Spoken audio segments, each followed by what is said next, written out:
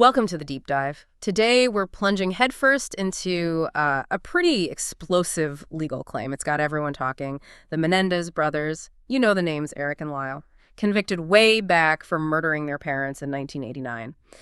But just this week, their attorney, Mark Geragos, well, he got a bombshell after their recent parole hearings were denied.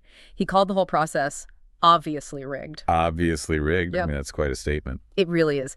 So what does something like that even mean for Erik and Lyle? Especially now, they just became eligible for parole after decades. Right. And maybe even more importantly, what's it say about, well, the justice system itself, the transparency, the integrity? Just a quick refresher for everyone listening. Erik and Lyle Menendez, convicted 1996. Life without parole for years. Then, a huge development earlier this year, May 2025, they were resentenced. 50 years to life. Which was the game changer, really. Made them eligible for parole. First time ever. Exactly. But despite that new eligibility, both brothers denied parole. Separate hearings, same outcome. Yep, denied. So our mission today, let's dig into these fiery claims from Geragos. Let's look at why the parole board said no. And explore those wider implications, for justice, redemption, and public trust. Let's dive in. Okay. Okay, so let's unpack this. Both Erik and Lyle denied. Same result, but the details from each hearing, well, they shed some interesting light on how complex these decisions are. Let's maybe start with Erik. That's good. Erik Menendez was denied after what was apparently a very long hearing. The board pointed to ongoing concerns, public safety concerns. They specifically brought up misconduct while he's been incarcerated, things like contraband phone usage. Like the phone thing. And what they saw as deceptive behavior. And this was despite Erik expressing apparently significant remorse during the hearing. Yeah, so even with the remorse, these other factors seem to, carry a lot of weight for the board. They really did. It's fascinating how the board tries to navigate these different signals, isn't it? You've got the remorse expression, which, is often seen as key for rehabilitation. Right. But then they zero in on these behavioral violations inside prison. What it really suggests is that the parole board's main job, their core mandate, is assessing that unreasonable risk to society. And maybe for cases this high profile, like the Menendez brothers, they take an extremely cautious approach, where any rule breaking, even if it seems minor to us, gets flagged as a potential problem, a sign that maybe the rehabilitation isn't complete or the accountability isn't quite there. A very strict line they walk then. Extremely strict, yeah. Okay, that's a really crucial point about the caution. Now let's turn to Lyle Menendez. His denial also came after a long hearing, but it seems like a different set of revelations came up, things that weighed heavily on the board. Yeah, what was reported there? Well, his hearing reportedly included accusations of new abuse claims, specifically allegations of sexual abuse by his mother. Wow, new claims now. Or newly emphasized, maybe. Yeah. And they also apparently got into details about romantic correspondence he'd maintained while he was incarcerated. That feels like a really different type of scrutiny compared to Erik's hearing, doesn't it? It certainly does. It feels like with Lyle, the board wasn't just looking at his behavior, like the phone incident with Erik. They seem to be scrutinizing his insight into the crimes, his overall psychological picture, maybe. Insight, okay. Yeah, bringing up new or newly emphasized historical abuse allegations, even if they're decades old. The board might see that as, well, maybe an attempt to reframe his story without fully taking responsibility. Okay. And the details about personal relationships and the romantic stuff, I mean, that's not directly about public safety risk in the same way a contraband phone might be, right? No, seems different. But the board could see it as an indicator, like, has he fully processed his past? Or is there still maybe a pattern of self-serving behavior, sort of allows them to do this incredibly personal, almost microscopic examination, looking at every part of his life inside to gauge if he's ready for parole. So less about the immediate risk to the public and more about, I guess, the psychological completeness of his rehabilitation and how he's telling his story. Exactly. I think that's a good way to put it. It shows how multifaceted these evaluations are. Quite a distinction between the two brothers' hearings, then. Yeah. For Erik, it was more about tangible rule breaking, even with the remorse. For Lyle, it seemed to dive deeper into the narrative he presented, the historical context, how he manages his personal life inside, all feeding into that perception of his insight. Okay, well, given all that complexity and the outcome, maybe it's not so surprising that Mark Geragos, their attorney, reacted the way he did. Right, he wasn't exactly quiet about it. Not at all, especially when he went on TMZ's Two Angry Men podcast. He said, point blank, it was obviously rigged.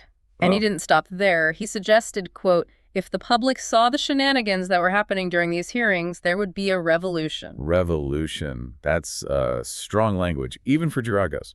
Very strong. And he didn't just make a general accusation, did he? He offered specific complaints. Like what?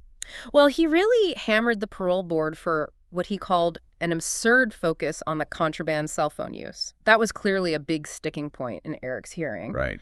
And he challenged their priorities. He basically said, how do you think these cell phones get into these prisons? He pointed out, the only person who doesn't profit is the for-profit suppliers. Ah, so he's not just blaming the inmates there. Not at all. He's implying a much bigger issue, right? Yeah. A systemic problem within the prisons themselves. Absolutely. He's shifting the focus. Geragos is essentially arguing, look, the board isn't just judging the inmates' behavior in isolation. They're holding them accountable for potentially systemic failures that are way beyond their control. Right. It implies the shenanigans he's talking about aren't just inmates breaking rules, but maybe the conditions inside that allow things like contraband to thrive. Through staff, maybe. Potentially. Or just neglect. Things getting in through the very people supposed to stop them. He's hinting at something rotten, maybe, that then unfairly counts against an inmate trying to earn release. So it's a challenge to the whole process's integrity. Definitely. Yeah. Suggesting the system itself is creating these problems, these hurdles for parole. And he didn't just stop at systemic issues either. He alleged hypocrisy, procedural bias. He really went all in. He did. He even hinted that, like, if the commissioners testified under truth serum, they'd admit the hearing was rigged. Wow. Talk about a dramatic claim. That's a direct shot at their integrity, isn't it? Suggesting it was all decided beforehand. It's incredibly powerful and intentionally provocative, you have to assume. It goes way beyond just criticizing the decision. It fundamentally questions the objectivity, the impartiality of the decision makers. And when a lawyer says that suggests a predetermined outcome, not a fair evaluation, it can seriously erode public trust. You think so? Oh, yeah. It taps right into any existing skepticism people might have about fairness, about accountability, especially in these really high-profile cases. Makes you wonder, is the process really unbiased? Or are other things influencing it? And the outrage wasn't just from Geragos. The family felt it, too. I imagine so. Erik's wife, Tammy Menendez, she was just as direct, called the hearing a complete setup. She argued that Erik never stood a chance. And she specifically pointed to his clean record since 2011. Except for that phone incident. Right, except for that one phone incident. From her perspective, it feels like decades of good behavior just got ignored because of one arguably minor infraction. Yeah, you can see why she'd feel that way. And Erik's stepdaughter, Talia Menendez, she was on social media too, echoing the same thing, calling it a complete setup from the inside, vowing to keep fighting. These are incredibly strong, very emotional reactions. Absolutely. And they really highlight the deeply personal toll these parole decisions take, don't they? From the family's viewpoint, it's not just some legal assessment on paper. It's about their loved one's future. Yeah. And it probably feels like years, maybe decades of proven reform are just being erased, wiped away. They feel the board fixates on these small things, these maybe circumstantial infractions, and ignores the bigger picture. The narrative of transformation, the remorse. It raises that question again, doesn't it? It does. How does the board balance that cold, almost legalistic assessment of risk with the human story, the individual's journey towards redemption? For the family, it definitely feels like that scale is tipping unfairly. Yeah, it's easy to lose sight of the human side in these huge legal fights. But, okay, there is another very strong perspective here. We have to remember that. Of course, the prosecution. Exactly. LA County DA Nathan Hochman, he is vehemently opposed to their release still. And his reasoning. He argues that for a crime, this horrific, true rehabilitation isn't just about behaving well in prison. It has to come with a complete, unequivocal acceptance of responsibility. Which he believes they haven't shown. Which he believes the brothers still haven't fully demonstrated.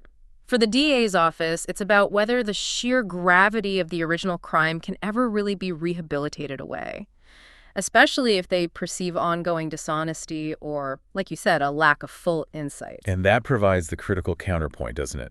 It really highlights a fundamental tension in our whole justice system. How so? Well, the DA's stance is anchored firmly in the idea that for certain terrible acts, regardless of how much time someone serves or even if they show some behavioral changes, the severity of the original crime and any perceived lack of complete accountability should weigh incredibly heavily, maybe even more heavily than rehabilitation efforts. So rehabilitation isn't enough on its own.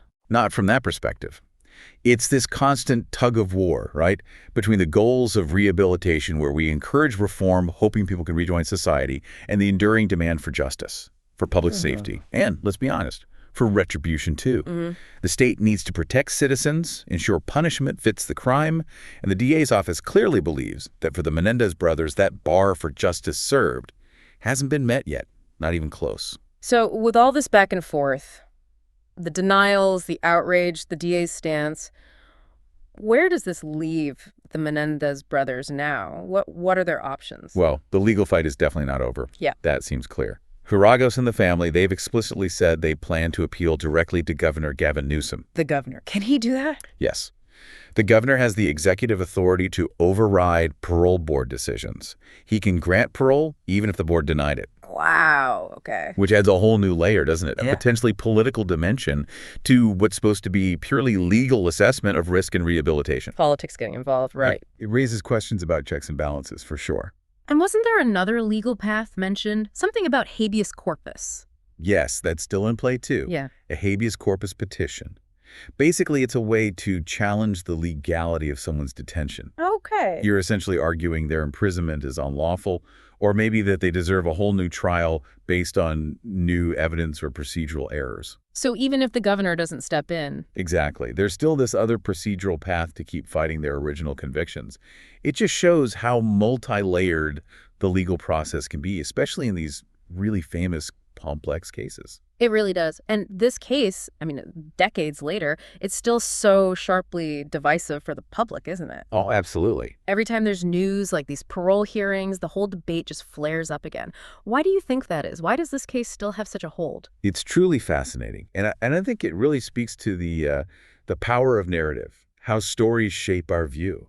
Well, on one side, you have, true crime followers, maybe families who are sympathetic to abuse victims.